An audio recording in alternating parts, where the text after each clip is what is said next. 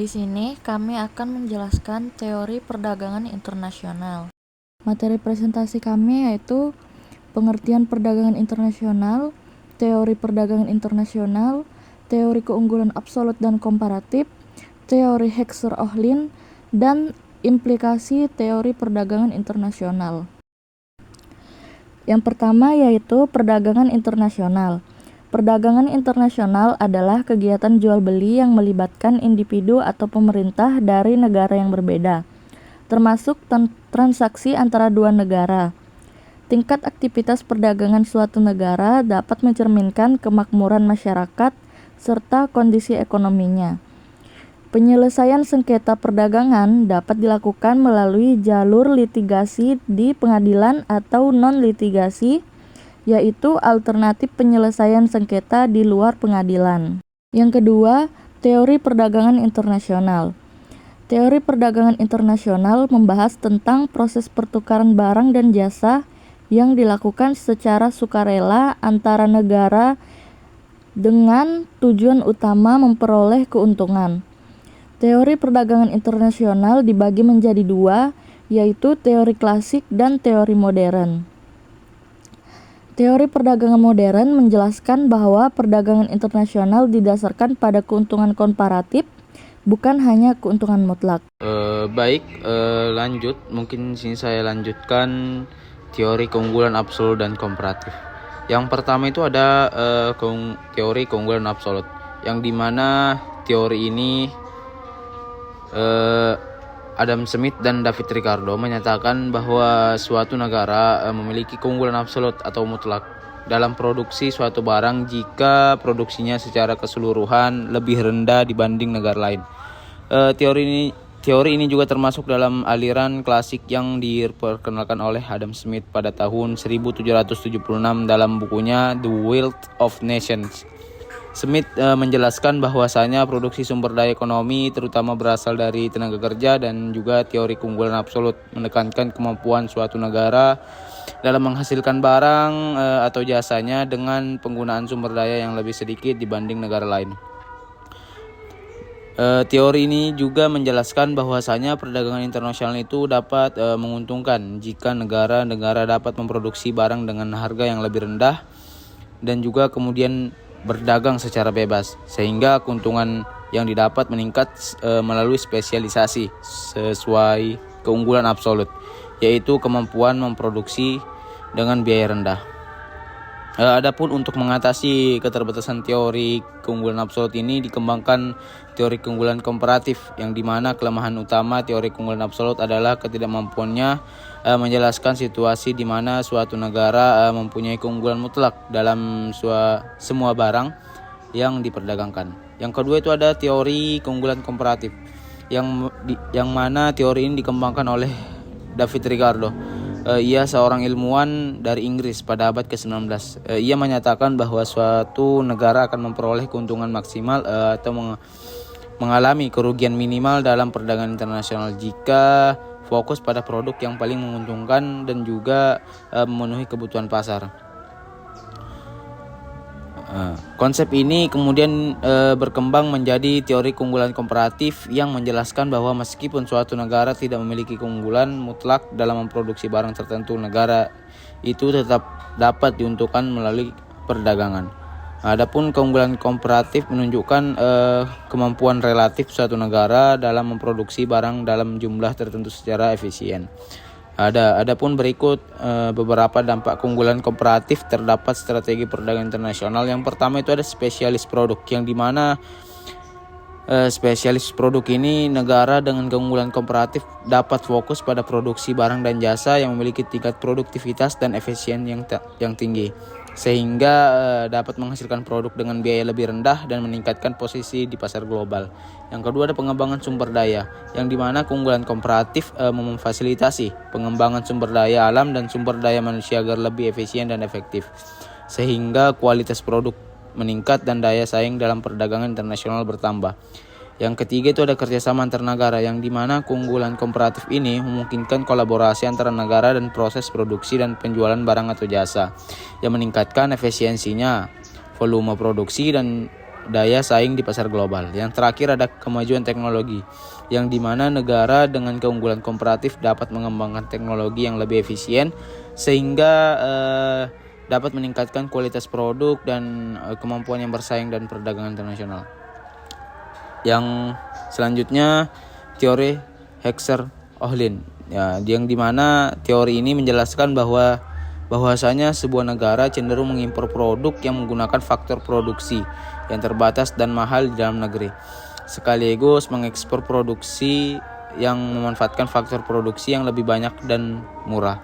Teori ini adalah untuk mengevaluasi dan meramal pola perdagangan internasional serta memahami pengaruh perdagangan terhadap faktor produksi di negara yang terlihat.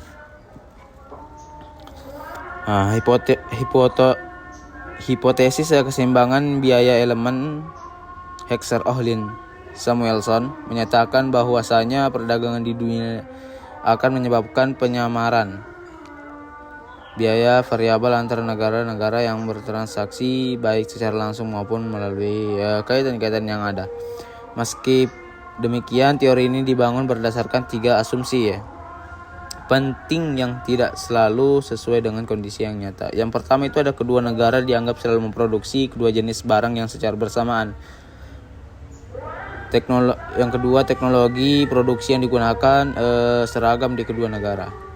Yang ketiga, perdagangan ini sebenarnya dapat menyamakan harga barang dan kedua negara.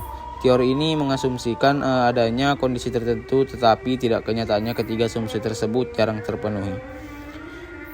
Secara umum, teori Heckscher-Ohlin ini menyatakan bahwa negara-negara yang terlibat dalam perdagangan internasional memperoleh manfaat berupa upah atau pendapatan pekerja yang lebih tinggi dan juga tingkat bunga modal yang lebih rendah, yang dimana negara dengan kelebihan tenaga kerja dan kekurangan modal. Namun, penting untuk disadari bahwa hipotesis ini memiliki keterbatasan dan juga tidak selalu mencerminkan kondisi nyata dalam praktik perdagangan internasional. Yang terakhir ada teori implikasi teori perdagangan internasional, yang dimana implikasi teori-teori perdagangan internasional ini terhadap perekonomian global saat ini sangat luas dan juga kompleks.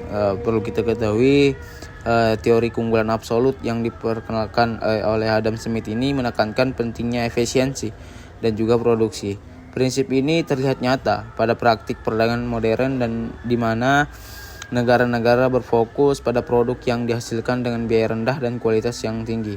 Seperti contoh di negara Vietnam yang memiliki efisiensi produksi di sektor tekstilnya sehingga menjadi salah satu pengekspor terbesar di dunia. Sementara itu, teori keunggulan komparatif dari David Ricardo ini menjelaskan bahwa meskipun suatu negara tidak memiliki keunggulan absolut, perdagangan tetap dapat saling menguntungkan jika negara tersebut fokus pada produk dengan biaya relatif paling rendah. Hal ini terbukti relevan pada era globalisasi ketika di mana negara-negara berkembang dapat tetap bersaing melalui spesialisasi pada sektor tertentu. Misalnya Indonesia dalam ekspor komoditas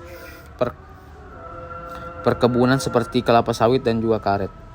Implikasi lebih jauh dari teori-teori tersebut adalah terbentuknya rantai pasok global atau global supply chain.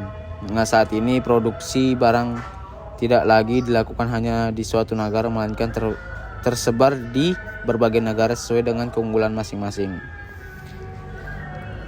Selain itu, implikasi lain adalah munculnya konflik perdagangan seperti proteksionisme, perang dagang. Kasus persaingan dengan antara Amerika Serikat dan Tiongkok menunjukkan bahwa teori perdagangan internasional tidak selalu berjalan mulus dan juga lapang. Meskipun secara teori perdagangan ini bebas memberikan manfaat optimal dan praktiknya negara seringkali memberlakukan tarif, subsidi dan juga hambatan non-tarif untuk melindungi industri dalam negeri. Dengan demikian, teori perdagangan internasional masih sangat relevan untuk memahami dinamika ekonomi global saat ini. Keunggulan absolut dan juga keunggulan komparatifnya dan Heckscher-Ohlin memberikan kerangka dasar yang menjelaskan mengapa negara-negara tetap terlibat dalam perdagangan, akan tetapi di mana penerapannya dalam konteks modern juga memperlihatkan tantangan yang berupa ketimpangan, proteksionisme, dan juga ketergantungan global yang semakin kuat. Oleh karena itu, yang dimana teori perdagangan internasional tidak hanya berfungsi sebagai alat analisis akademik, tetapi juga sebagai acuan penting dalam merumuskan kebijakan ekonomi internasional yang adil dan berkelanjutan.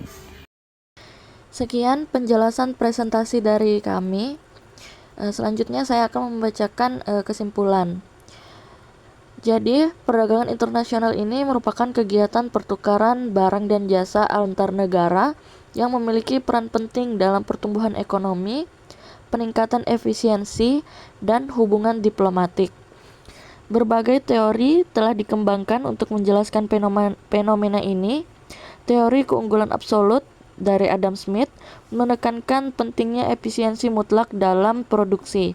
Sedangkan teori keunggulan komparatif dari David Ricardo menunjukkan bahwa perdagangan tetap menguntungkan meskipun suatu negara tidak memiliki keunggulan absolut. Sementara itu, Hexer-Ohlin menjelaskan pola perdagangan berdasarkan perbedaan faktor produksi yang dimiliki antar negara.